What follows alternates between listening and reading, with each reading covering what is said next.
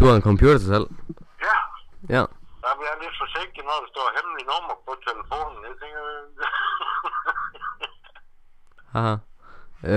Jeg forstår det ikke. Hvor gammel er den? Ny. Alt det der har skrevet...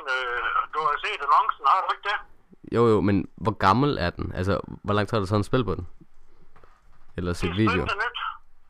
Hvad? Det eneste, den har været brugt til, det er at installere Windows. Så du Det er bare, helt nyt.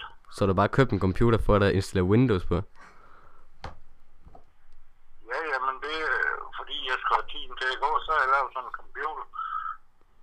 Nå, laver du selv computer? Ja. Wow. Spiller du World of Warcraft? Nej, jeg spiller sgu ikke så meget. Jeg er en ældre mand, du ved ikke, så det er ret begrænset. Det kan nok være 7 kabaler, hvis det er sådan. Men der behøver man ikke sådan en computer til. Ja. 7 kabal, det er også rigtig sjovt. Den der baggrund, den bryder mig ikke rigtig om. Altså, jeg skal helst have sådan nogle, med nogle damer på. Nå, jamen, du kan bare sige, hvorfor nogen du vil have. Altså, så må vi jo ud og tage nogle billeder af nogen, du. Ja. Så må vi lige lege en luder. Jamen, jeg tror sgu, det er en dame, der sidder i bilen, jo. Nå, er der dame besøg i bilen? Det tror jeg nok, det er, fordi det er i hvert fald langhåret ind. Ja. Men jeg er da ikke sikker på. Nå, ja, okay. Men, de skal helst ikke have ret meget tøj på.